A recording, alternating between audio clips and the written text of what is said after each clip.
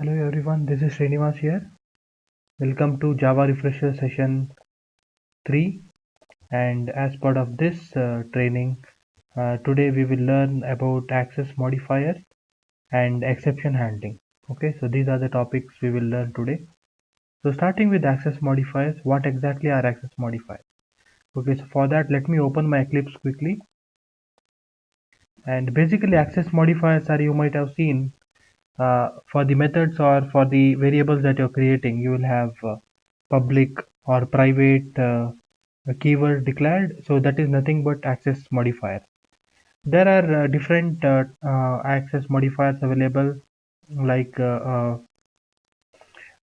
it is public, there is a private, there is protected, and there is default or no access specifier. Okay, so these are the different access specifiers that are available. So let us just discuss all these in detail. So we have public, we have private access modifier, we have protected access modifier, and there is default or no access modifier. Okay, so these are the four access modifiers that are available. So whenever you declare anything as public, for example, you declare your instance variable as public. That means that a particular instance variable or method which you declared can be accessed anywhere in the class, anywhere in the package, and even outside the package. Okay, so that is what public does. So it can be accessed anywhere in the class, in the package, or as well as you can access outside the package. Okay, and whenever you declare anything as private, that means you can access it only within that class.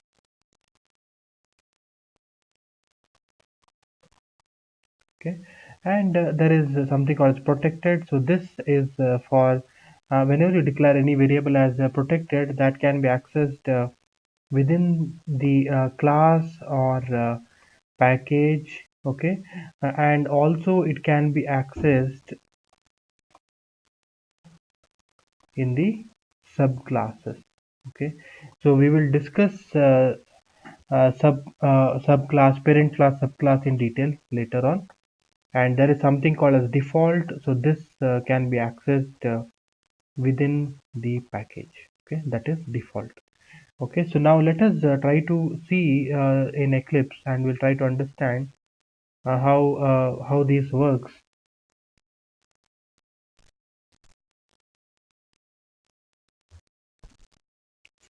I have my project,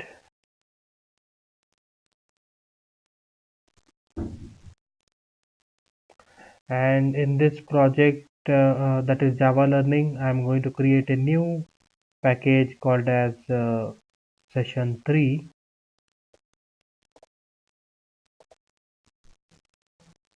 Okay, and I will create a class, and I will name my class as vehicle. Okay, just for learning purpose, and I am going to give main method. And now let me declare some of the variables here. I'll call it as private uh, engine number, and let us call that as int. Okay, so this is instance variable. So whenever you are declaring instance variable, those will get auto initialized to default value. Okay, this is private. Let me create one more with protected. I'll call it as vehicle string. I'll make it protected string vehicle type equal to two-wheeler. Okay, something like that. This is protected, and let me create one more with no access specifier. I'll call that as string company name equal to, okay, let's say Honda. Okay, so these are the different things we have declared. We have declared private, we have declared protected, we have declared company name, that is no access specifier. Let me declare one more. Okay, with public, I'll make it as a customer name equal to, okay, so some customer, okay, Charles. Okay, so, and this is going to have string, so I'll give string here. Okay, so like this, now we have declared a variable with different access modifiers, and now let us see whether we can access them in different places. Now let me create one more class, and I will call that as vehicle test. Okay, okay, and in our previous sessions we have learned how to create an instance of class. So now let us create instance of class vehicle. I'm going to create vehicle. I'll just give the reference variable name equal to new. Reference variable name can be anything. I'll give vehicle, and then I'll say vehicle dot. Okay, so whenever I'm saying vehicle dot, I could see that I can access company name, I can access customer name, I can access vehicle type. Okay, so now let us see our vehicle class. I can access company name, I can access customer name, and I can also access vehicle type, but I could not access engine number. Why I could not access in engine number? Because it is private. I can only use this engine number in this particular class. Wherever I want to use, I can use it here. Like for example, let me create object here.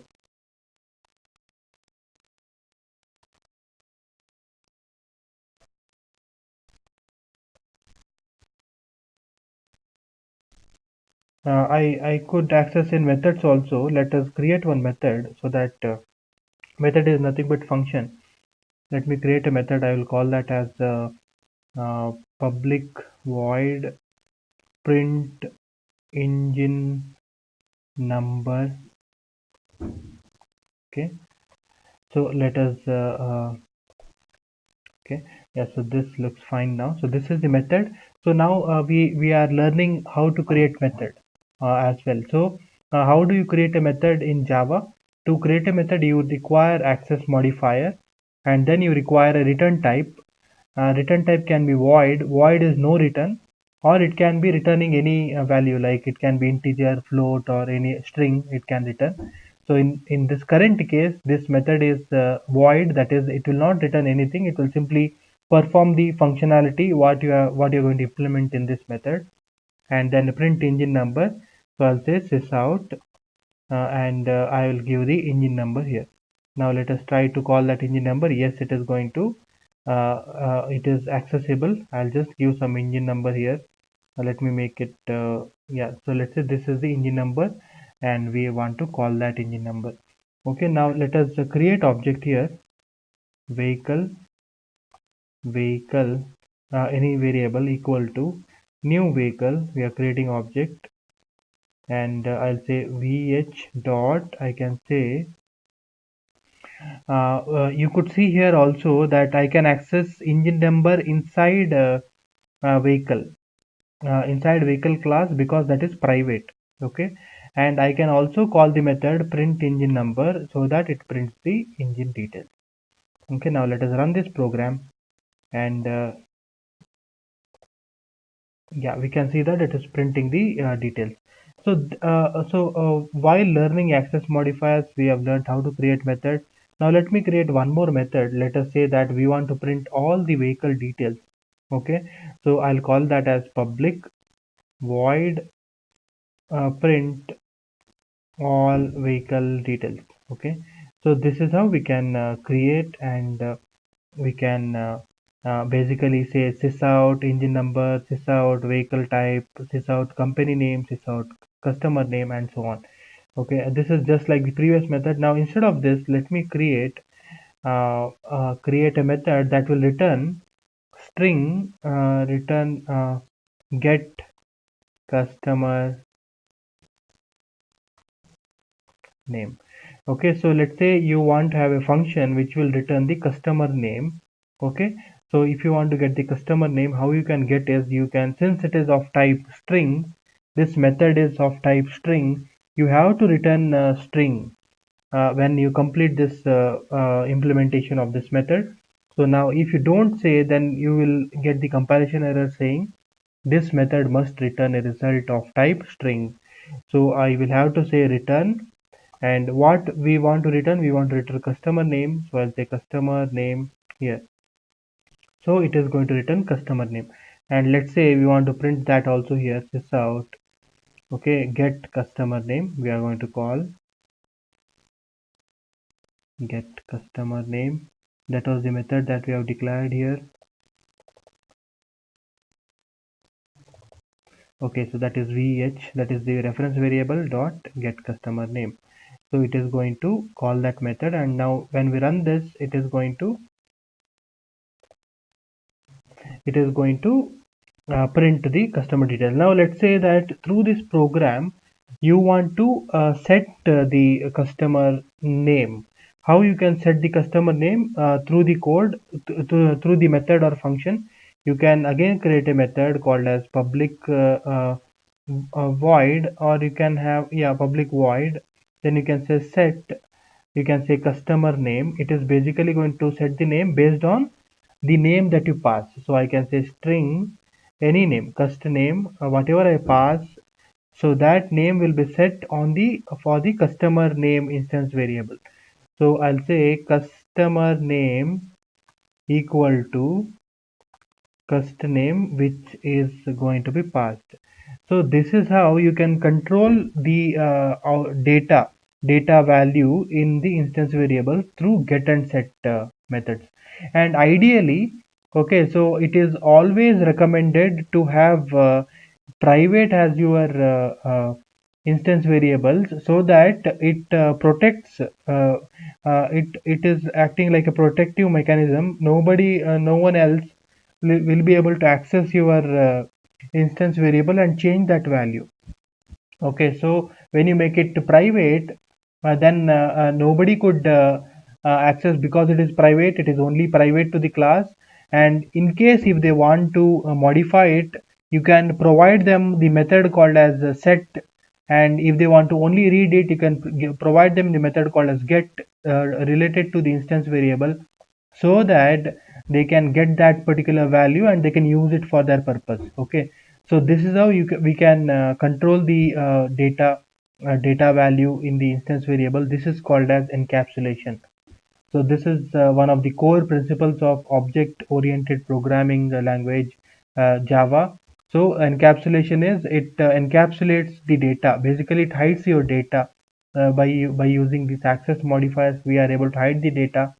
And in case if the other person wants to modify the data, then you can provide them through set and get methods. They can do it through this means, and not directly changing it by setting it to particular value. Okay, and there is one shortcut which I want to tell you. So you want to create get and set for, let's say, multiple variables. So instead of manually creating get and set methods like here, what you could do is, you could simply use alt shift and yes, short key. Then you will see it is prompting, it gives the option to generate getter and setters. You can generate getter and setter for any of your variables, and whenever you do that, it will generate the getter and setters for you. So now when I say this, it has generated one more getter and setter for engine number, just like uh, sorry just like customer details, what we have done. Similarly, it has generated engine number. Okay, so like this we can create any number of getter and setter. So we discussed how the use of private, it becomes private, that variable becomes private. Similarly, even method becomes private. And then we have discussed public. So public is, let me come to one more package, and let me create one more class here. I have come to session 2, and I'm going to create a class called as vehicle 2. Okay, just for our learning purpose as of now. And let us say that I'm going to create a object again of vehicle from session 3 package. So I'll say vehicle, equal to new vehicle. Okay, and in this I'm going to say vh dot, and whenever I say vh dot, I could see that I can access customer name only. Customer name is what? If you check back, what was the customer name access specifier? Customer name access specifier was public. That is why I could access even outside the package. I could access it, and I could not access protected. I could not access even default and private. Default is in the same package you could access. Okay, so now this is how we can control the data visibility, variable visibility to the different classes and packages. Okay, so now similarly, now let me create one more class. In the session 1, I'm going to create a class, and I'm going to call that as I'll call that as car. No, instead of that, I'll call that as bike. Okay, and I'll say I'll include the main also. I'll say finish, and in bike I'm going to say extends, and I'm going to extend the vehicle. Okay, so this is just to test something. Okay, so I'm going to create a bike, and I'm going to say extends vehicle. Okay, so we'll see what exactly this operator is. And now let me create object again, vehicle, vehicle equal to new vehicle. So we are going to create a object of vehicle, and I will say vh dot. Okay, so now let us try to access the objects. So what all variables we could access now? We can access customer name, which is the let us see, customer name is the public, so we could access. Okay, so we want to access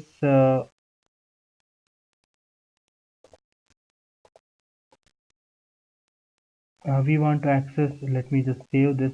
Okay, so I have saved all those things, and there are some comparison errors. Let me just remove them. Okay, so yeah, so we are in bike now. Okay, so in this bike, bike is a subclass, right? So bike is a subclass. So so basically, when I did like this, let me tell you what happened. So uh, we are going to treat vehicle as the parent class, and we are going to treat bike as the subclass. So this is the concept of parent class and subclass relationship using extends operator. So when we say like this, it understands like this. So when I said, when I have created object of parent, I could not access the protected variable. I could only access the customer name, which is the public instance variable. Now let me create object here. I'll say bike equal to, I'm creating object of new bike dot, and now when I said that, I can access vehicle type. So protected, whenever you have declared any variable as protected, those variables can be accessed within the package, and also they can be accessed in the subclasses. So since bike is the subclass of vehicle, I can access vehicle type here. Okay, and let us try to print vehicle type here, so that we will see whether it is really working or not.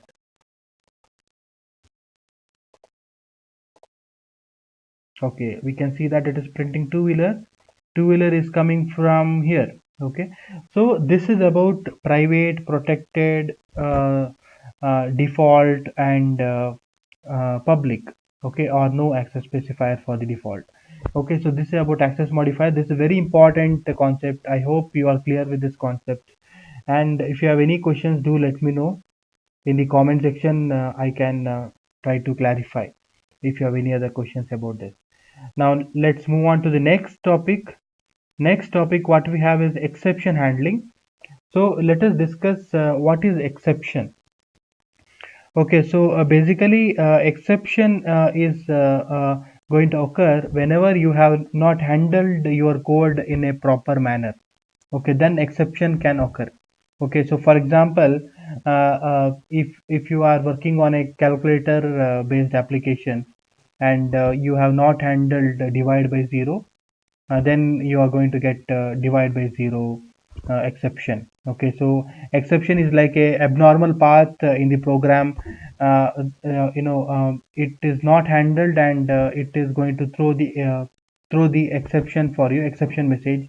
So this kind of exception occurs. So how and whenever exception has occurred, what happens is it will not execute the next line of code after that. It will simply terminate your program. Okay, so that is why we need to have exception handling technique if we want to handle exception cases. Okay, so let us see what are the different type of exceptions available. So in Java, mainly we can categorize exception into many types. Okay, and if you see Java alone, in Java there are different type of exceptions that are available. Okay, so which we can see as we move forward. So basically, you can categorize exception into two types. We can categorize it as checked exceptions, and we can categorize it as unchecked exceptions. Okay, so like this we can categorize. So what is the meaning of checked exception? Exceptions are those which are checked by the compiler during the compilation process. So if there is any exception that need to be handled, then compiler will point to you. Okay, that okay, this has to be handled. So that is, those exceptions are checked by the compiler. So hence they are called as checked exception. And unchecked exceptions are those that they are the logical mistakes by the programmer. You are writing something and you made a mistake, and that is not definitely caught by the compiler, and during runtime you get the exception. That is unchecked exception. Okay, now let us see through example. I'm coming back to session 3, and in this I'm going to create a class called as exception learning. Okay, so now let us create a main method here, and let me now we can see that this, when I saved, there is no error here. It is perfectly fine. I do not see any error. Now let's say that I want to add a delay statement. I'm working on Selenium based environment, and I want to add some a delay for 4000 millisecond, that is 4 seconds. So when I have typed this statement, I could see that compiler says unhandled exception, and it is giving the error. So this is nothing but checked exception. This is the example for checked exception. So compiler is telling you explicitly you have to handle this exception. Okay, so this type of exceptions are called as checked exceptions. So that is interrupted exception. So like this, if you are working on file based this is one example. Let me take one more example. I'm working on file. Let's say I'll say file equal to new file. Okay, so I'm working on some file in C directory. Okay, image.jpg. Let's say I have one file there. Okay, and I'm working on that. So I'll also add import statement for the file, and whenever I've said like that, I'll say file dot I'll define file input stream. We'll discuss in detail what exactly I'm trying to do. Okay, equal to new file input stream, a file. Okay, so and then I will say control S.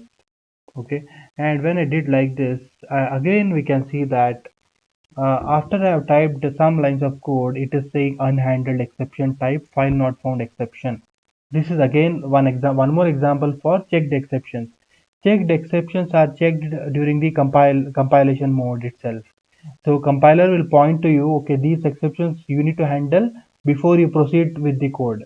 Okay, so now let us first come to this line, and we'll try to fix this problem, and then we'll come to the second set of code and we'll understand. Okay, so for this first set of code, whenever it points, so you need to handle exception in two ways. So you can say add throws declaration, or you can say surround with try catch. So let us try the first one. Whenever you say add throws declaration, for your method it will say throws interrupted exception. So it is like your method is going to throw exception in case if there are any interruption going to occur when it is having this particular thread.sleep execution happening. Okay, so it is going to throw this exception.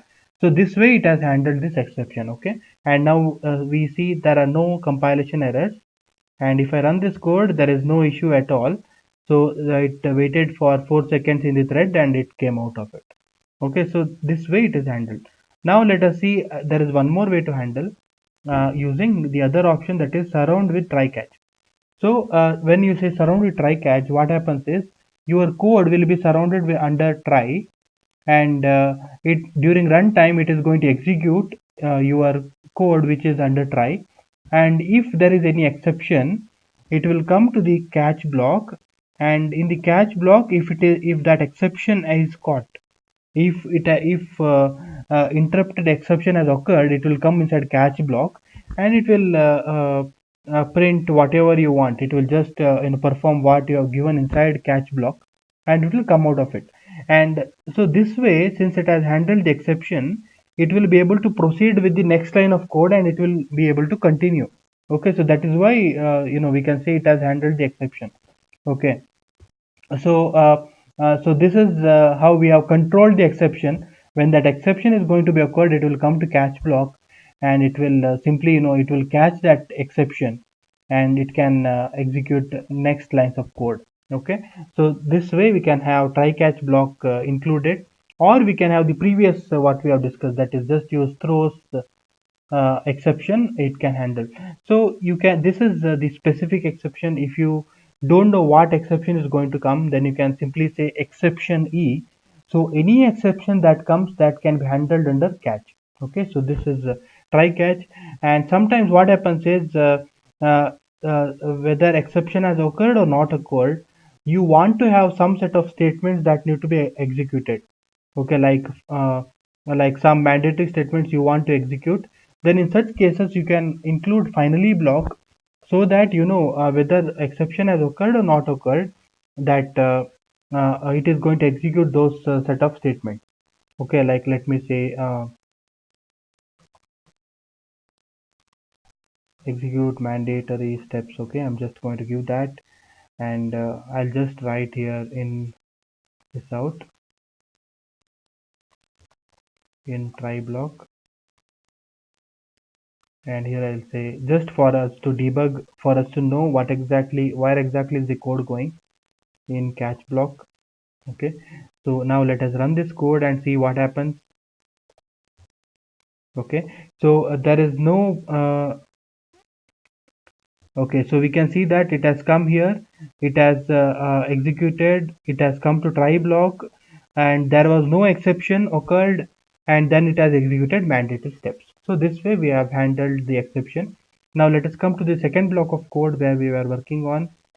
So whenever you are dealing with files, Java compiler will say you have to handle it in case if there is exception, like if file is not found in that path. Okay, so that exception has to be thrown, right? So we can say add throws declaration, or we can say surround with try catch block. I will say surround with try catch block, and let me run this code and let us see what happens. Okay, so we can see that there was an exception, the file was not available in this path, so it came to catch block, and in catch block it is clearly printing the eprint stack trace. So that is, it is saying file is not found exception, and it is saying exception in line number 25. So when it was executing this line, the exception was occurred, so it came to catch block and it was handled. Okay, so and now if I say let me just give some statement after file do these steps. Okay, so let me just run this code now and let us see whether it will execute or not.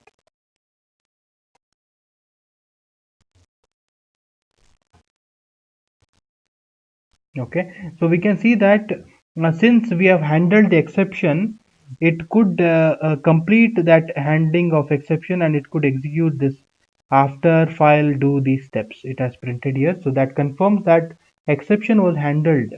Okay, and suppose there was no exception handler, it would not have come here. Okay, so this is how we can handle the exception. We have seen checked exceptions.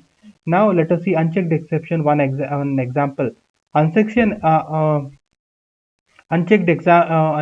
exception example is I said logical mistake divide by zero error.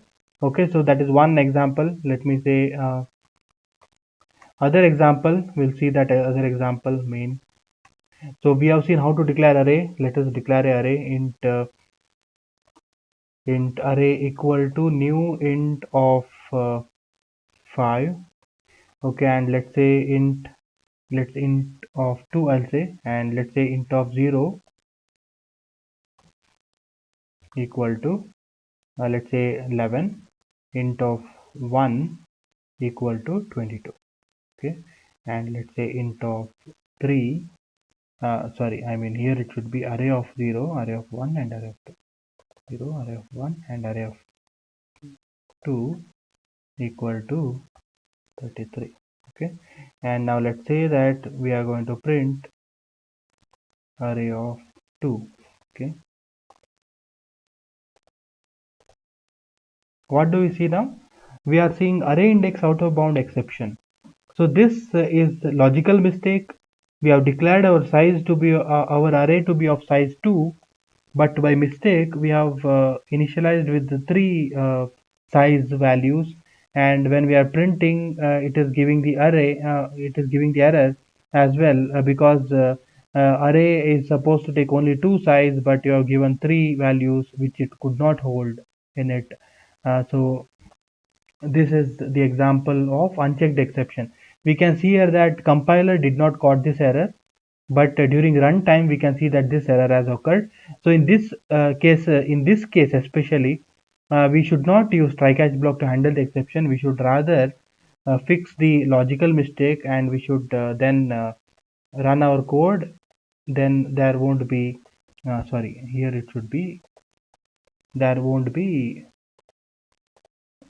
error. Okay, so this way we can handle exceptions. So that's all for today's session.